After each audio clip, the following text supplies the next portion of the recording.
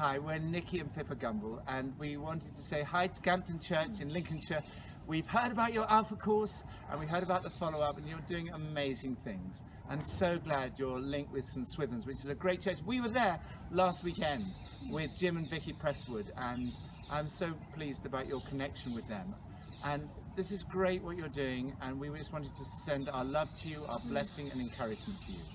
Well done. It sounds fantastic, Joe. Well done gathering those people and running Alpha. You're going to change the lives of many people. Don't despise the day of small beginnings. Something amazing is going to grow and develop with you all there, and we send you much love and our prayers. And just keep going, keep inviting your friends, and keep running Alpha. We try to run Alpha 3 times a year. It doesn't matter if there's only one person on it. One person encounters Jesus and their life is changed. That's what matters. So God bless, and look forward to meeting you. Come and see us if you're ever in London. God bless.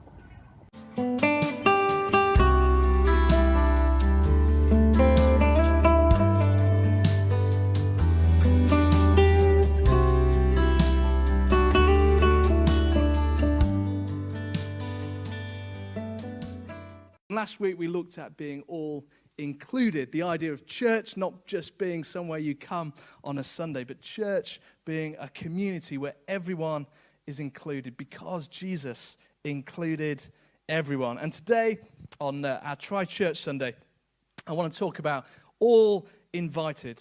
Now my guess is many of us are here this morning because at some time you were invited to come and try church. That might be the very reason you're here this morning, because someone invited you for the first time, so come and try church. Or it might be that you're sat here and you've been coming to church for years, but I guess back in your past, someone said to you, come and try church. Sometimes when you're invited, there's an easy answer to an invitation. Someone invites are really easy to accept. Sometimes we're perhaps not totally sure what to do with an invitation. I don't know if that was your experience when you were invited to church. I was just thinking of 2 birthday parties this last year I was invited to. One was come and have a meal together in a pub, food's paid for, come and have some drinks. That was an easy invite. I was all in for that one. It was brilliant. The second invitation I had was to come to a roller disco party. Now, there's 2 things wrong with that in my mind. One, it involves roller things on your feet, and the second is it's a disco. I can't cut very good shapes, I'm afraid.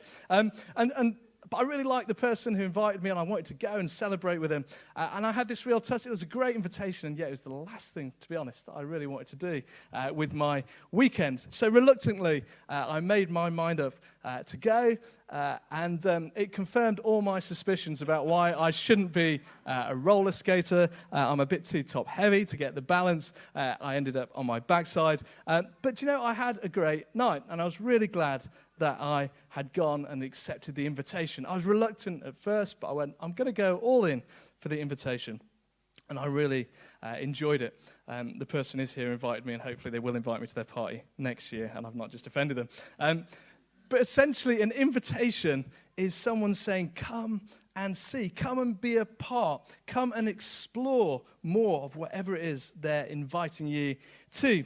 And this morning, there's an invitation to try church and to try Alpha.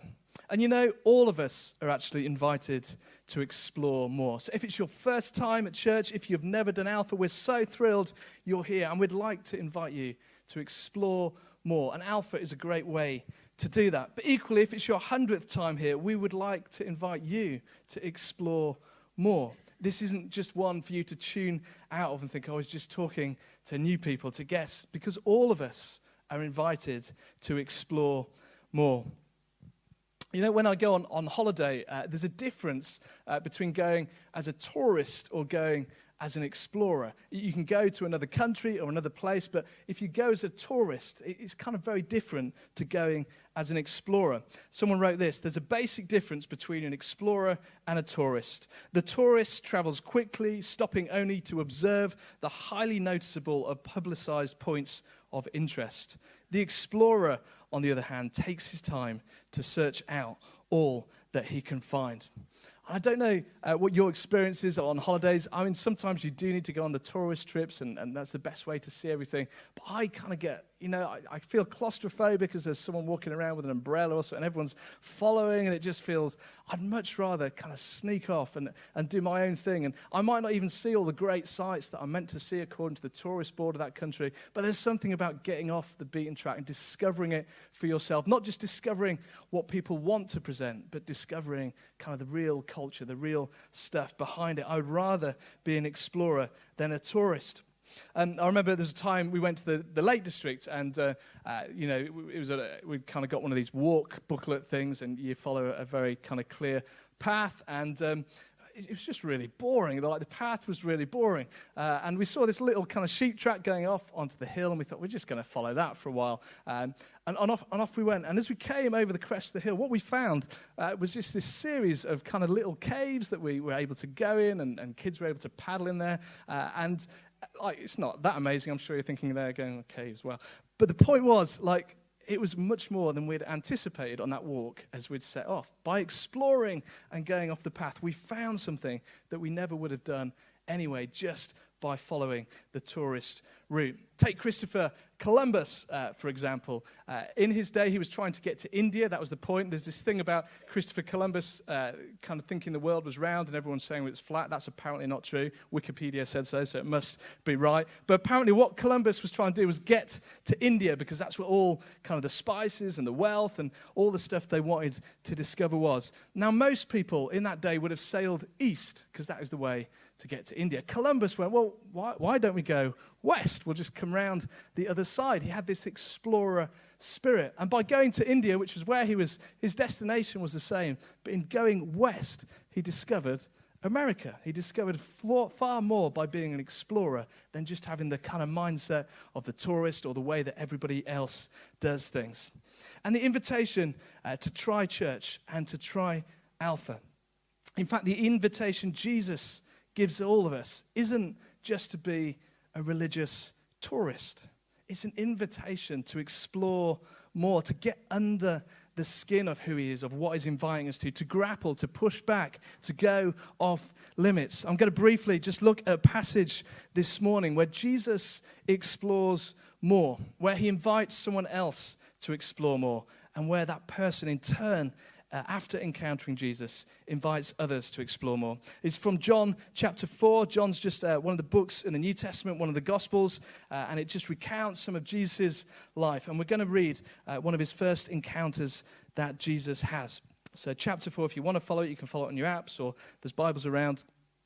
And it says this: the Pharisees, that's like the religious teachers of the day, heard that Jesus was gaining and baptizing more followers than John.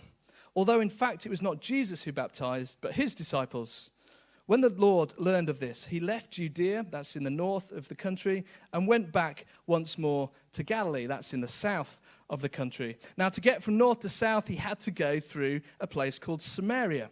So he came to a town in Samaria called Sychar, near the plot of ground Jacob had given to his son Joseph. Jacob's well was there, and Jesus, tired as he was from the journey, sat down by the well. It was about the 6th hour. That means it was midday, it was noon, so the sun's at his highest. He was tired, he was thirsty. When a Samaritan came to draw water, Jesus said to her, "Will you give me a drink?"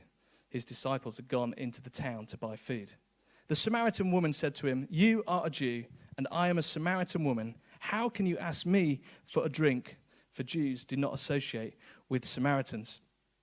Now, in reading this passage, we need to understand the historical rivalry between Jews and Samaritans. It went back centuries. It was deep. They really didn't like each other. There was massive rivalry and massive hate and contempt for one another, such that a really good religious Jew wouldn't have gone kind of from Judea to Galilee via Samaria. They'd have gone a really long way round just to avoid going through Samaria. Jesus goes from Judea to Galilee, and he goes through Samaria. Many religious teachers like him would have walked around the long way.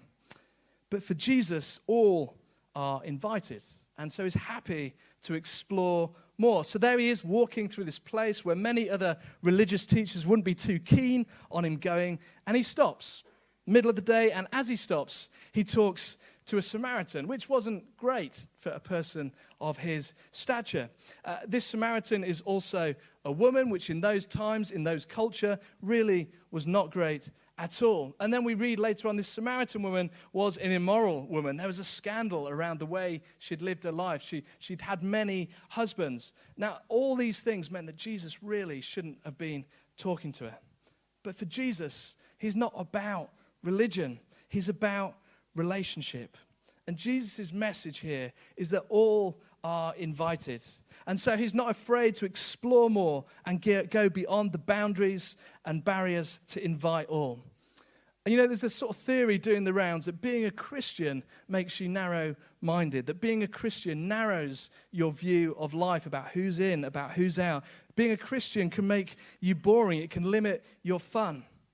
On the contrary, following Jesus, encountering Jesus, makes your world bigger. It expands your worldview, it expands your vision of the world. I love the little bracketed comment that the disciples had gone into the town to buy food. We can kind of almost just like not notice that comment. But the disciples who'd been hanging around Jesus for a while had gone into a Samaritan town to buy food from a Samaritan person and had to speak to Samaritans. 2 years ago, before they'd met Jesus, they wouldn't have done that because it was totally frowned upon. By hanging around Jesus, the disciples' worldview is getting bigger and they're inviting more people to come and be part of what God is doing.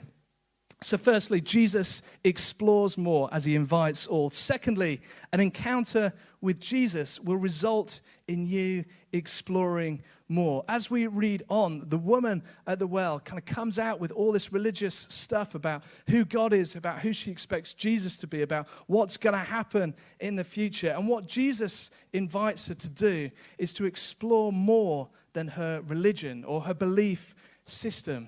And he invites her, they're sat round a well, and he says, come and taste the living water. In other words, encounter me. In other words, I don't want you to have a religion. Christianity is not about religion. It's about a relationship, an encounter with me. I think there's few stories that tell us so much about the character of Jesus. In this little story, we learn the reality of Jesus' humanity. He'd been walking, he was tired, he was knackered, he sat down at a well, he wanted a drink. It tells us about the reality of Jesus as human. There's something about the warmth of his welcome. He could have just shunned the woman, but he doesn't. He takes the first step and engages. And there's something about how Jesus breaks down every barrier. Here in this passage is God loving the world, not in theory, but in action. And the woman's framework is blown after encountering Jesus, and she begins to explore more as she encounters him. And as we encounter Jesus, we're invited to explore more. We're invited to know more about Jesus. And that might be for the first time, there's an invitation to come and encounter him and just see what happens as you explore him. And Alpha's a brilliant place to do that. But actually, if you've been a Christian for years too, there's a challenge for you.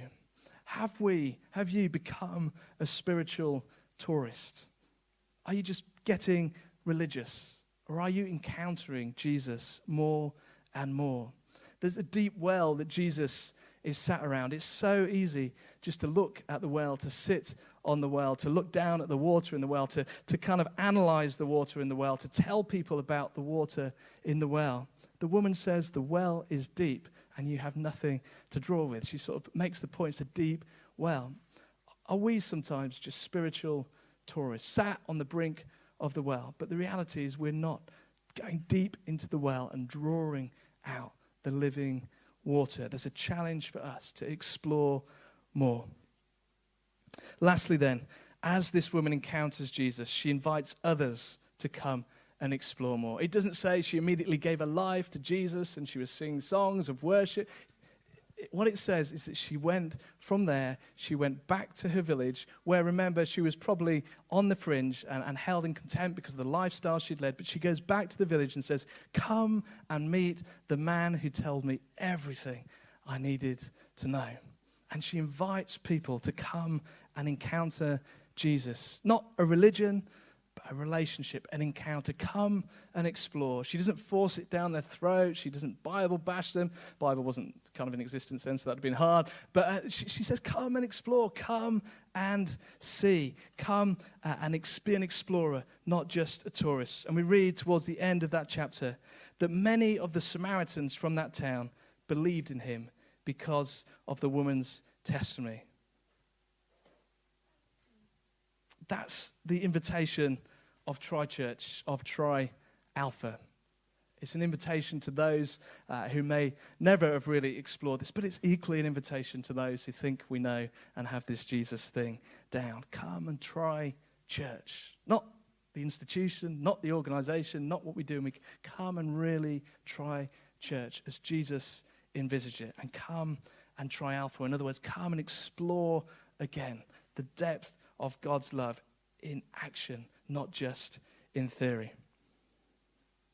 Are you going to be an explorer, or are you going to be a tourist? Maybe you want to come and sign up an Alpha, and you can do that on the wall over there, or speak to someone in the info hub. Maybe for you it's coming to be a small group leader on Alpha and journeying with others as they explore, but also exploring again yourself. Maybe it's plugging into a community hub, a midweek group, just with the idea again of exploring more. Maybe it's picking up one of our cards from the back, the brown card that talks about prayer rhythms. How can we explore? How can we draw deeper in our daily lives into that living water that Christ has? Just want to leave you with one quote from a famous explorer, from David Livingstone, who was a famous explorer in Africa and missionary. And he said this: without Christ, not one step, but with him, anywhere. Without Christ, not one step, but with him, anywhere.